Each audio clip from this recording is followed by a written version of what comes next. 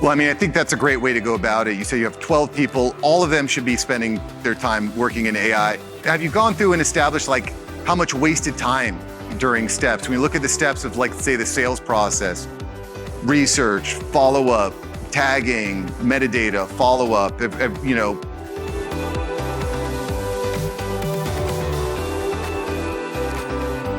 Anyway, I'm excited to have everyone here today because we're gonna get into the nuts and bolts of AI. I'm gonna go into some stuff that I'm using on a day-to-day basis. But before I get started, let me give you a little bit of backup, because about a year and a half ago, I got this message from one of my key employees, that classic, I quit. I was like, great. So I did what any great entrepreneur, business owner would do, is I freaked the hell out. I freaked the hell out. And then I promptly stepped up, did the work, and became completely overwhelmed almost immediately. Can anyone empathize with this? You lose someone? Yep. Yeah, that was me. But then I started employing AI. I started using AI. And I was like, wow, this is pretty cool. I reduced the time spent on this task by about 90%. I started training my other staff, and it reduced my cost tremendously. I was completely hooked, became obsessed, but most importantly, I had a good night's sleep. I had a good night's sleep for once. I could go to sleep on Sunday night and be like, things are okay in this world. Has anyone heard of Midjourney before? Super cool. I feel sorry for all you graphic designers out there. This Midjourney stuff is pretty ridiculous. All these are AI generated. They look like photos. Look at the lighting. It's unbelievable. It's a new world. So about me, I'm a podcast agency owner. I've been in podcasting about 5 years now. I host the After Hours Entrepreneur. I have a booth outside. You got to make sure you come say hi and record with me. I lead a mastermind, and I'm, again, obsessed with AI. It's kind of a problem. As some of my friends and my wife knows. So AI changes everything. And today, I just got to ask you, if Chat GPT can pass the bar exam, it can pass the US medical licensing exam, it can learn Bengali with just a question, well, can't it probably do something for us in our businesses? I think so, but the question that most people ask is, how can it help me? In fact, has everyone here heard of Chat GPT before? Everybody here? You know, it's kind of funny. Only 56% of adults are familiar with Chat GPT. And even a smaller percentage have actually used Chat GPT before. Shocking, right? So frankly, we're like the top 1% of the 1% if you're actually using Chat GPT. And we're going to get into some of the tricks today on how to use Chat GPT. This is Larry, who couldn't be here today. I'm going to be merging some of his notes because he was preparing for this for months. And his notes are just awesome. They are so good. So we're going to be sharing them. We're going to be moving through a bunch of notes really fast, a lot of data. So get your phones out. Feel free to take pictures, and we'll be giving you the opportunity to download all these slides, because these slides are going to be, Larry just really crushed it here. So key use cases, how can you actually use AI in a way that moves the needle in your business, that empowers your employees, your team? A great way is summarizing long articles. As much as I love listening to Lex Friedman talk for 3 hours, it's kind of nice to summarize it down to 10 minutes. That's pretty useful. I love it for brainstorming. Is anyone using it for brainstorming in your day-to-day life? It's unbelievable. And frankly, this is where I learned the most, is talking to AI app developers, talking to business owners who are actually using this stuff. So at the end of the presentation here, I'm going to be throwing this box out like it's a football, because I want to hear how you're actually using it. So make sure you stay tuned and you text your friends, your homies, and get them in here, because the brainstorming is unbelievable. It's unbelievable. My mom actually went back to UF to get her horticultural license, certification, something like that. And I remember she told me, Mark, I'm completely stumped. I don't know what to do. I can't write this article. I'm completely frozen. I said, well, let's use Chat GPT and let's get some ideas. And that got her wheels turning. Breaking writer's block is really important. That's a great way to go about it. Writing and copywriting, I think, is level one. This is just hugely relevant for writing. although you got to make sure you do due diligence on the back end. And then extracting and reformatting data. One of the cool things, and we'll talk about this a little bit, is you can actually ask Chat GPT to break things down into tables, into spreadsheets for exporting. You can do some really, really unique stuff there at scale. And coding. Coding, of course. Gosh, remember when people were saying, why don't you go learn to code? Now it's kind of like learn to plumb. Learn to go service an AC. It's kind of wild. It's kind of wild. So one of the things, and y'all might have seen this in the news recently, Italy actually banned Chat GPT because it felt that there were tons of privacy concerns. It is back and running, but now Spain and other countries have started to be a little bit concerned with how much data this AI is taking on and taking from us, because the way that it learns is based on our inputs, right? The more we give the machine, the more it gives back. So anyway, privacy, confidentiality, big issues. And ChatGPT does give the option to opt out if you don't want it storing your information for decades and decades to come. Very simply here, you go to your settings there in the bottom left, you go to your settings in beta, and then you click this little toggle button off. And so this will help you to keep some of your information secure. We live in this day and age where privacy is dead. Like, as much as I loved my road atlas and I loved MapQuest, I love Google Maps a heck of a lot better. A heck of a lot better. So this is, I think, a really important thing. And I'm speaking to a few people out here about, well, how do I get better information, better output from ChatGPT? A great place to start is in your settings, in those bottom 3 dots. Go to custom instructions, and then you see here that there's a couple places here that you can set preset settings in your Chat GPT, and enables you to create a custom voice, consistent voice. It can establish a certain amount of characters, reflect your context. The context of a 15-year-old is a lot different than the context of a 45-year-old who's crushing their life dreams. A little bit different.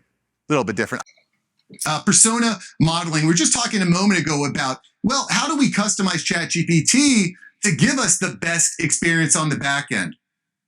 But how do we want to sound? What are the projects that we're working on?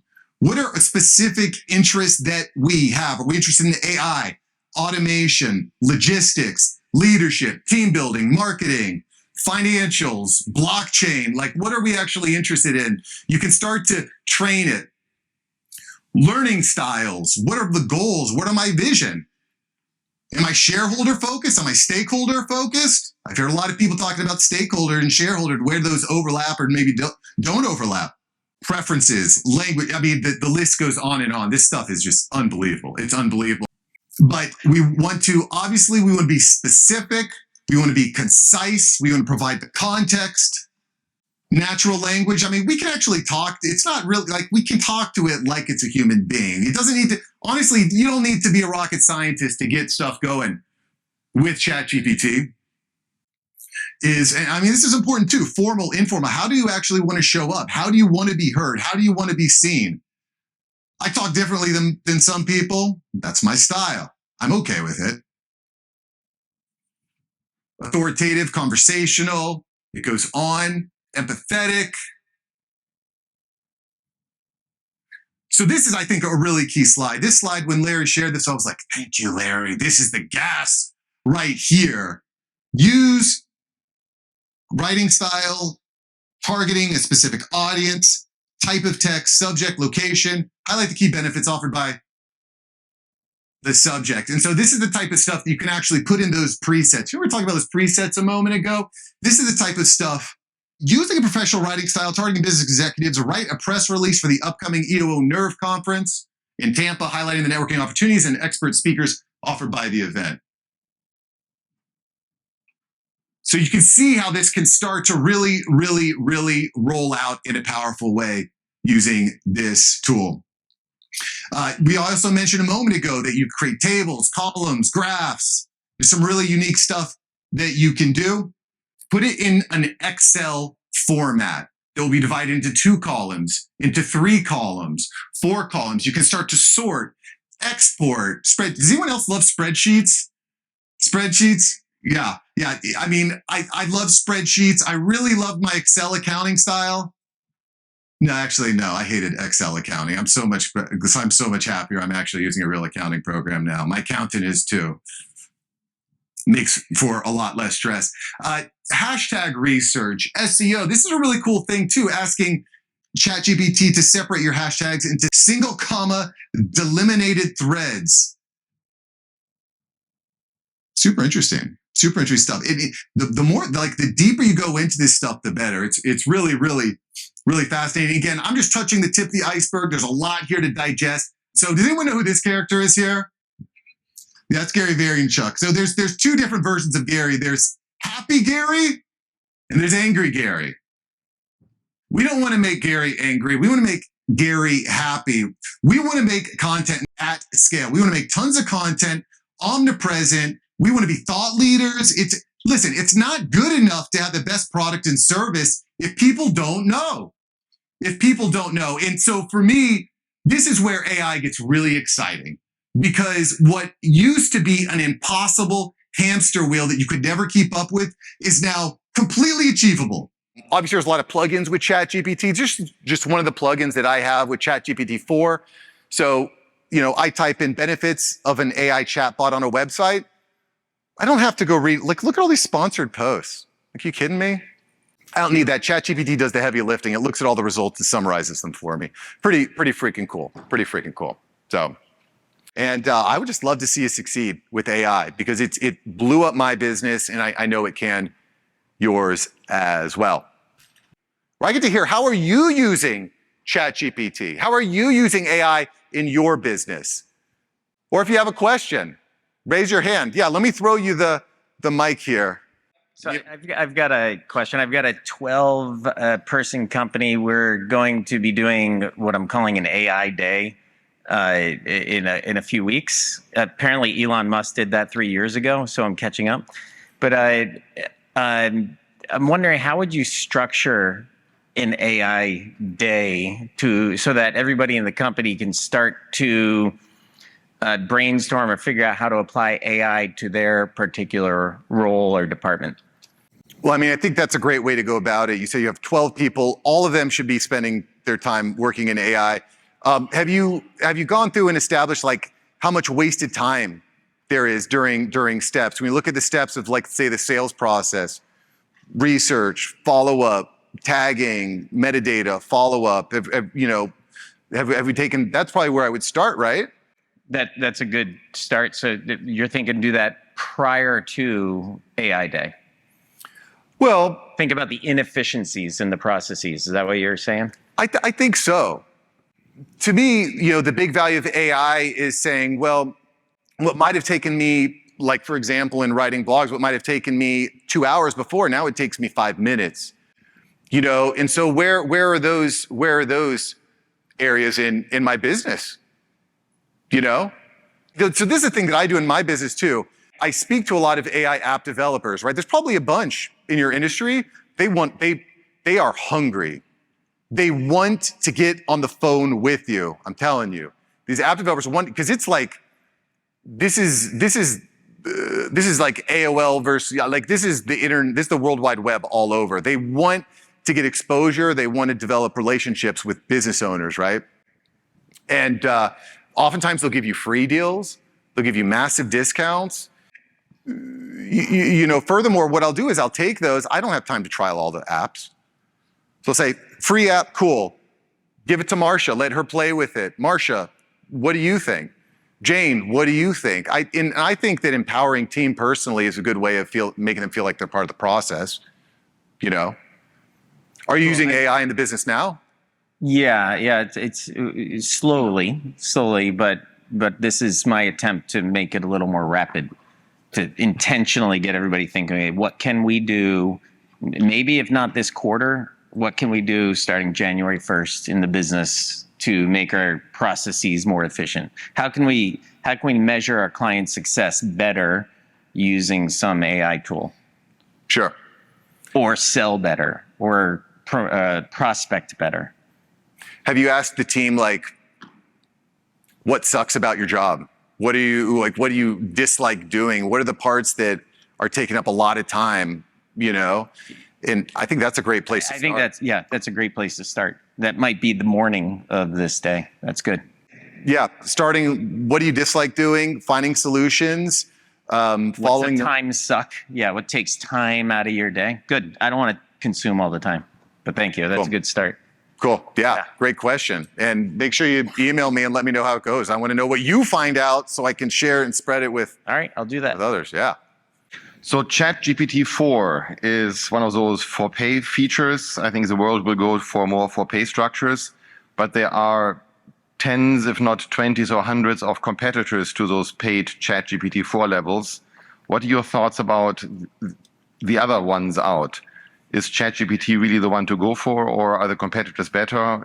Do they use the same background, bling versus non-bling? What are your thoughts? I think the reason ChatGPT was one of the most fast-growing apps of all time is because it's just so simple to use. It's very easy to use. There are now almost 1,000 plugins in the ChatGPT App Store. The Open API, I think, is very robust. Sam Altman was just on Joe Rogan's podcast. He's talking about the vision for where he wants to take it. I mean, that guy is plugged in. It's hard to say. There's Google Bard that's out now. Apple, the Google Pixel phone is so it's hard to say what is going to be the best.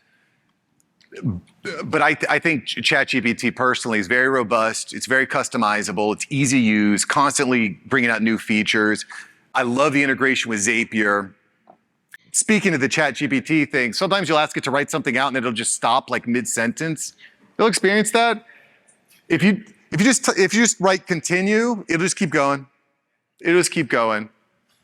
So that is a way. It's not the exact problem, but that's something I think that gets around that limitation. I was like, why do you stop in the middle of a sentence? So weird. Right, we have yes, young lady in the back. I have a translation company, and so all the translators that we work with are subcontractors, and there's thousands and thousands of them around the world. And we could get them to follow us and comment on us, but they're not the people we want. We want our clients to follow us. So we've avoided opening that gate. So both of those are the quality versus quantity. Any insights on that? So my thought is that quantity leads to quality in a way. For example, I manage a very large fatherhood podcast, right? And we just noticed that anytime he talks about marriage, like the people are into it. Or anytime he talks about sex with your wife, like that gets a lot of engagement. So he said, hey, nobody cares about this other topic about like weightlifting with your son. People care about intimacy with their wife. Let's drill down on that, So I think having a systematic approach to quantity that leads to more insights into the quality topics is important. But I also, I got to be honest, I struggle with Gary Vaynerchuk as well, not only in our disagreement on who the greatest football team is, but also like, if you're a small business with, 12 team members, 20 team members, you're just not gonna be able to put out the same amount of content as a Fortune 500 company that's allocating 10, 20, $30 million a year, But AI is the differentiator because it allows us to keep up. But having the systems in place to monitor is important too. Due diligence is definitely important. That said, I also think it's sometime when we're producing lots of content, we have to understand that like, not everything is going to be perfect, So being happy with like, okay, it's 80% there, I can go with it's good too. But it also depends on your bit. Like if you're in if your business is very compliance focused, I think there's a lot to weigh, Your 4 favorite plugins besides Zapier? Yeah, so the Zapier, the OpenAI, there's a PDF creator too. I can't remember the exact tool, but the PDF creator is pretty cool. There's like a YouTube browser. Yeah, think those are the 4 I'm using the most. The reality though is like a lot of them to me require some refinement on the back end, right? So for example, if we use the spreadsheet or the PDF creator, I'll use that and I'll send it to my graphic editor to make it look nice and pretty and whatnot, you know? But those are my favorites. I'm sure the group has a ton because there's 1,000 out there. With your podcast, are you using any AI tools so I saw you had 3 cameras there. Are you using any AI tools to help you split the videos, create the the full video, and then breaking it down into micro content? Yes. So I'll list off a few here. CapCut, super cool. Video.ai, also great. There's a company, Momento, that's good. WiseCut, WiseCut's another good one. You know, the Adobe suite, Adobe is going all in on AI as well, because they have a ton of plugins that are being used. I was speaking to one of my graphic, thank God I'm not editing videos anymore because that's hard work. But one of my video editors showed me this really cool Adobe plugin that allows you to record and then it identifies who's speaking and it automatically flips back and forth. So that, I mean, he's like, Mark, that just saved me 30 minutes of editing with every video that we do. You know, so there's a bunch. And frankly, when my team finds something like that, I'm like, nah, you got to come, like, you have to demo this for everyone on YouTube because that's gas, you know? But I would say out of all those, probably CapCut or Video.ai are my favorites.